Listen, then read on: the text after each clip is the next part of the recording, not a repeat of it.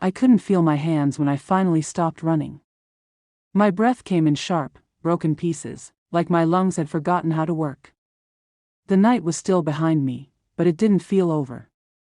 It felt like it was still chasing me. Last night, 2 men tried to rape me. Even thinking it now makes my stomach twist. I keep replaying it, every second, every sound. The way their footsteps got closer. The way one of them laughed under his breath like this was normal to him. Like I was just another opportunity that IT started so quietly. I was walking back, mind busy with things that didn't matter anymore. The road was darker than usual, emptier too. I remember noticing it, but I didn't think danger. Not yet. Then I heard them. It first, just footsteps. Then whispers. I told myself not to turn around.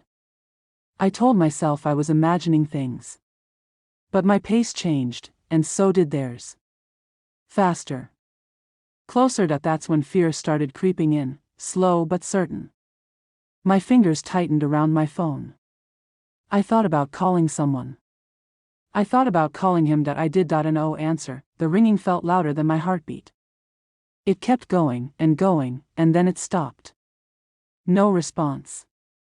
No call back. Just silence. Behind me, one of them spoke. I couldn't catch the words, but the tone was enough. It wasn't a question. It wasn't harmless. I turned. Two of them. Faces half hidden in the dark, but their intentions weren't. One smiled. The other looked me up and down like I wasn't even human. My body froze for a second too long, then instinct kicked in. I started walking faster, then almost running. My breath got heavier. My chest felt tight. I could hear them now, clearly following. No rush in their steps. That was the worst part. They weren't worried. They knew I couldn't get far. Stop. I didn't. A hand grabbed my arm. Everything exploded after that. Panic, fear, adrenaline. I pulled away, tried to scream, but my voice came out weak. One of them laughed again, closer this time. Too close. Relax, he said, like that word meant anything. I fought. I don't even remember how. Just hands pushing, pulling, trying to break free. My heart was pounding so hard I thought I'd pass out. My legs felt like they weren't mine anymore. For a moment, I thought this was it. That this night would end with me losing everything. Then something changed. A sound. A car, maybe. Headlights cutting through the darkness. Their grip loosened. One of them cursed under his breath, and just like that, they were gone. They didn't run far. Just enough to disappear into the dark again, like they were never there. Like nothing had happened. But something had. I stood there, shaking. My arms hurt. My throat burned. I couldn't even cry. It was like my body didn't know what to do anymore. I walked home, but I don't remember the steps. I don't remember the path. Just the feeling of being watched, even when I knew I was alone. When I finally got inside, I locked the door twice. Then again, just to be sure. Silence filled the room, but it wasn't comforting. It was loud. Too loud. Every thought echoed. I looked at my phone, still nothing. No missed calls. No messages. No sign that he even noticed I was gone, that I needed him, that something had almost destroyed me tonight. I sat on the floor because my legs couldn't hold me anymore. My hands were still trembling. I tried to breathe normally, but it didn't work. Every inhale felt forced. I should have called the police. I should have told someone. But all I could think about was how close it came. How easily it could have gone differently, and where he was. I kept staring at his name on my screen. Thinking maybe I'd call again. Maybe this time he'd answer. Maybe this time I wouldn't feel so alone, but I didn't. Something stopped me. Maybe it was the silence. Maybe it was the realization that even if he picked up now, it wouldn't change the fact that when it mattered, he wasn't there. I lay down. But sleep never came. Every time I closed my eyes, I felt their hands again. Heard their voices. That laugh. I kept asking myself the same question, why me? But there was another question, quieter, harder to face, why wasn't he there? I don't know which one hurt more, because what almost happened to me last night was terrifying, but realizing I went through it alone, that broke something deeper. Morning didn't feel like morning. It felt like something unfinished, something waiting. I watched her the moment she woke up, not openly, but enough to notice the details I had ignored for weeks. She moved like everything was normal, like nothing had shifted overnight. She greeted me the same way, her voice steady, her expression calm. If there was anything hidden beneath that, she wasn't letting it show. That I responded like I always did, matching her tone, keeping everything surface level. It wasn't difficult to pretend. That had become routine without me realizing it. But this time, I wasn't ignoring what I felt. I was paying attention to everything. She checked her phone early. That was the first thing I noticed. A quick glance, subtle, almost automatic. Then she put it down when she realized I was nearby. It was small, but now it meant something. Every small thing meant something. Throughout the day, I kept watching. The way she drifted into her own thoughts, the way her attention slipped during simple conversations, the way she seemed slightly impatient without reason. It all lined up too well with what I had been trying not to see. By the afternoon, I didn't need convincing anymore. I needed proof. That it came sooner than I expected. Her phone buzzed while she was in the other room. Just once. Not loud, not urgent. But enough. I looked at it for a second, my mind already arguing with itself. Then I picked it up. The message wasn't long. It didn't need to be, same time tonight. That was it. That no name saved the way it should have been. Just a single initial. But the meaning was clear. Too clear that I stared at the screen, reading it again, as if it might change the second time. It didn't. Instead, it settled something inside me. Whatever doubt I had left disappeared in that moment. That I put the phone back exactly where it was, my movements careful, controlled. When she returned, I said nothing. I didn't look at her differently. I didn't ask questions. Not yet, because now I knew. The rest of the day moved slowly. Every second stretched, filled with a quiet tension that only I was aware of. She went about everything as usual, unaware that something had already broken. Or maybe she knew, and she just didn't think I would notice. By the time night came, I was ready. That I stayed awake, waiting. The house grew quiet again, the same way it had the night before. Nothing felt different on the outside, but inside, everything had changed. That it happened just like he said it would, the soft sound of movement. The careful steps. The door opening just enough to slip through without making noise. That I waited a few seconds, then followed. From a distance, I saw her. Standing near the gate. And then I saw him. There was no confusion this time. No misunderstanding. No room for doubt. They stood close, too close for anything innocent. The way they looked at each other said everything words didn't need to. Familiar. Comfortable. Like this wasn't the first time that he reached for her, and she didn't hesitate. That was the moment everything inside me went still. That I didn't feel anger right away. I didn't feel anything at first. Just a kind of emptiness, like my mind had shut down to protect itself from what it was seeing, but it didn't last. The anger came fast after that. Sharp and overwhelming. Not just at what she was doing, but at how easily she was doing it. Like none of it mattered. Like we didn't matter. That I stepped forward before I could think twice about it. They didn't notice me at first. They were too focused on each other. That only made it worse. When they finally saw me, everything changed instantly. She froze. That he stepped back, and just like that, the reality they had been living in collapsed. For a second, no one spoke. The silence was thick, heavy with everything that didn't need to be said. What is this? I asked, my voice lower than I expected, but steady. She shook her head quickly. It's not what you think. The words came too fast, too rehearsed. I almost laughed, but there was nothing funny about it. Then what is it? I asked. She opened her mouth, then stopped. There was no answer that could fix what I had already seen. That he looked between us, clearly out of place now, like he had just realized the situation he was in. Without saying a word, he turned and walked away. That I didn't stop him. That my focus stayed on her. Say something, I said. Her eyes filled, but I couldn't tell if it was guilt or fear. I was going to tell you. When? I asked. After how long? She didn't respond. The silence stretched again, but this time it was different. This time, it was final. How long? I repeated, a few months, she said quietly. The answer hit harder than anything else. Months, not a mistake. Not something sudden. Something chosen. Repeated, why?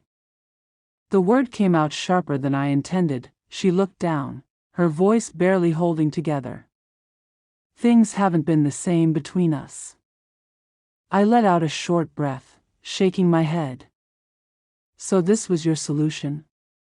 I felt alone, she said. You were always busy. Distant. The justification settled in, but it didn't change anything. If anything, it made it worse. You could have talked to me, I said. Instead, you did this. She didn't argue.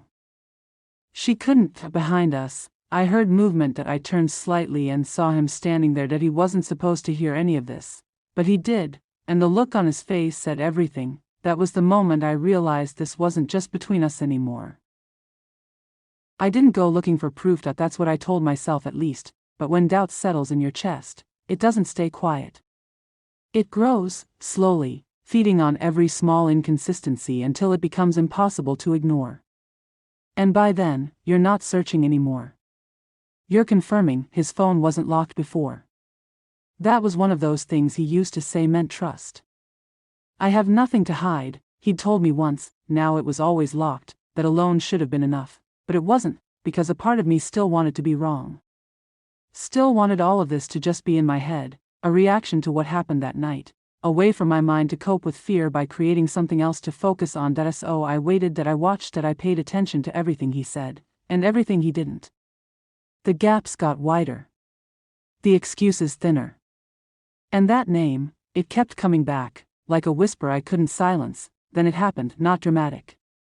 Not loud. Just a moment he didn't think mattered. That he was in the shower. His phone lit up beside me. That I didn't touch it at first. That I just stared. The screen glowed in the dim light, that same name appearing again. This time with a message. I miss you too. Too, that word hit harder than anything else. That it meant continuation. It meant history. It meant this wasn't new. That my fingers moved before I could stop them. The phone unlocked easier than I expected. Maybe I remembered the pattern better than I thought. Maybe some part of me had been preparing for this. The messages opened, and everything fell apart. There was no confusion. No room for doubt. Just lines of words that built a reality I wasn't part of. Conversations that went on for weeks. Maybe longer. Late night talks that used to be hours. Inside jokes. Pictures. Promises that he wasn't just talking to someone else. That he was giving her everything he stopped giving me. My chest tightened, but not in the same way as that night. This wasn't panic. This was something colder. Heavier. That I kept scrolling even though I knew I shouldn't. Each message cut deeper than the last. Every, I wish you were here, felt like it was meant for me once. Every, I can't wait to see you, erased something we had, and then I saw it. A message from last night, the exact time I was calling him. I'm with you, don't worry about anything else.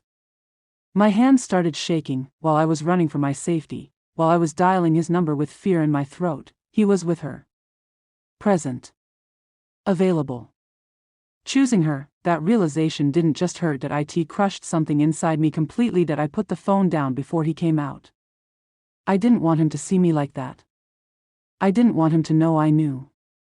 Not yet, because I needed a moment to understand how someone could do this, how someone could claim to care about you and still disappear when you needed them most. How they could replace you so quietly, so completely, without even giving you the dignity of truth. When he walked back in, he smiled like nothing had changed. That was the worst part. How long have you been here? He asked casually. Long enough. I replied that he didn't notice the difference in my tone. Or maybe he chose not to. We sat in silence for a few seconds. It stretched, heavy and uncomfortable. I need to ask you something, I said. Yeah? Were you really busy last night? He hesitated, just for a second, but it was enough. Yeah, he said again, but this time it sounded weaker. With work? I pushed. Yeah. Why are you asking this? I looked at him, really looked at him, and for the first time, I didn't recognize the person in front of me. Say it again, I said quietly. Say you were working. His expression changed. Defensive now. What's this about? I didn't raise my voice. I didn't need to. I know, I said. Those two words shifted everything. His face went still. Not shocked. Not guilty. Just calculating. Know what? He asked, even though he already understood about her. I replied. Silenced. No denial this time. That told me everything. How long? I asked. It's not what you think, he said immediately. That answer almost made me laugh. Then tell me what it is. I said. He ran a hand through his hair, avoiding my eyes. It just happened. I didn't plan it. Weeks of messages. Late nights. Promises. It just happened. I repeated. He didn't respond. You couldn't answer my call last night, I continued, my voice steady despite everything breaking inside, because you were with her. It's not like that, he said again, but weaker now. Then what is it like? I asked. He had nothing. No explanation. No justification that made sense, just silence, and in that silence, everything became clear. The distance. The lies. The absence. It wasn't accidental. It was a choice. I felt something shift inside me then. Not anger. Not even sadness, clarity. The men last night, I said slowly, they tried to take something from me. He looked up, confused. But you, I continued, you already did. His expression changed, but it didn't matter anymore, because whatever we had left was already gone. Something inside me went quiet after that. Not the kind of quiet that feels peaceful, but the kind that replaces chaos when your mind finally stops expecting things to make sense. I wasn't shocked anymore. I wasn't even asking myself why. I had already crossed that part. What I felt now was heavier, clearer. I stopped looking at him like someone I needed answers from. I started looking at him like someone who had already given me all of them. Is that all? I asked, my voice steadied. He looked confused. What do you mean? I mean, is it just talking, or is there more you haven't said yet? For a second, it felt like he was deciding how much truth I could handle. That alone told me everything about where we stood. Truth wasn't something we shared anymore. It was something he managed. There's nothing serious, he said. It's not like that. I held his gaze, not reacting, just waiting. Because I had learned something important in the last few minutes. If you give silence enough space, people fill it with honesty. He exhaled slowly. We met a few times. There it was. Simple. Direct. Final. I nodded, not because I accepted it, but because I understood it. Every missing piece had just fallen into place. The late nights, the distance, the way he carried himself like someone divided between two lives. And you didn't think I deserved to know that? I asked. I didn't want to hurt you, he repeated, the same line. The same empty reasoning. You already did, I said, without raising my voice. He looked at me like he expected more. Anger. Tears. Something loud enough to match the situation. But I didn't have that in me anymore. Whatever would have come out like that had already been replaced by something colder. What did you tell her about us? I asked. He hesitated again. That hesitation felt almost routine now. I told her things weren't great, he said. I let out a small breath. Things weren't great, or you stopped trying? He didn't answer. And that silence felt like agreement that that's when it really settled in. Not just what he had done, but how he had justified it. He didn't see this as a sudden mistake. He saw it as something that grew out of a gap he believed already existed. And instead of closing that gap, he filled it somewhere else. You shared parts of yourself with her that you stopped sharing with me. I said that it wasn't a question. It was a realization. I didn't mean for it to happen like that, he replied, but his voice lacked conviction. It doesn't matter how it was meant to happen, I said. It matters that it did. There was a pause, but this time it felt different. Not heavy, not uncertain. Just empty. That I studied his face, trying to find something familiar, something that reminded me of the person I thought I knew. But all I saw was someone who had made choices I wasn't part of. Do you love her? I asked. That question seemed to hit him harder than the others.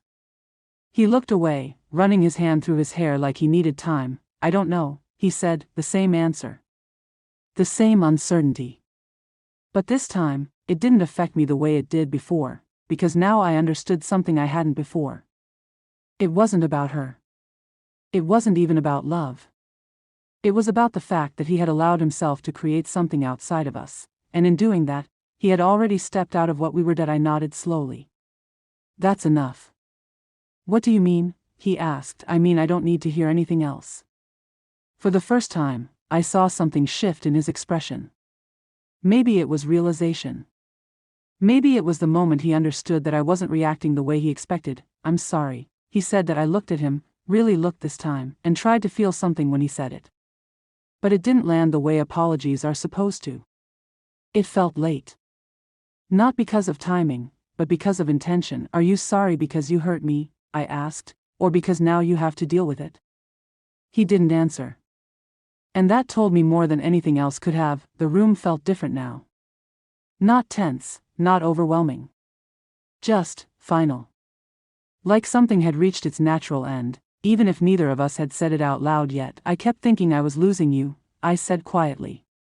But the truth is, I already did. He looked at me, like he wanted to say something that would fix it, something that would pull everything back to where it was before. But there are moments where words lose their power. And this was one of them. I didn't plan this, he said. I know, I replied. That's what makes it worse. Because it meant this wasn't one bad decision. It was a series of small ones. Choices made over time. Moments where he could have stopped, could have turned back, but didn't. That I stood there for a moment, feeling the weight of everything settle into something solid. Something undeniable. I'm not going to compete with someone who shouldn't exist in our marriage, I said. I'm not asking you to, he replied quickly. But you already did, I said. The moment you let her become part of this. He didn't have an answer for that. And I didn't need one. For the first time since this started, I didn't feel like I was searching for clarity. I had it. It wasn't comforting, but it was real, and that changed something inside me. I think the hardest part, I continued, is realizing that while I was trying to understand you, you were already building something else. He looked down, but I didn't stop. I wasn't losing you to her, I said. I was losing you to a version of yourself that stopped choosing me. That was it. That was the truth, and as I stood there, I realized something else. I wasn't breaking in that moment. I had already broken slowly, quietly, over time. This was just the point where I finally saw it clearly. I can't unsee this, I said. That he nodded, like he understood, but I wasn't sure he did. Because understanding the words and understanding the weight behind them are two very different things. That night, something shifted in a way that couldn't be undone. Not loudly, not dramatically. Just a quiet, irreversible change. That I didn't feel like his wife anymore.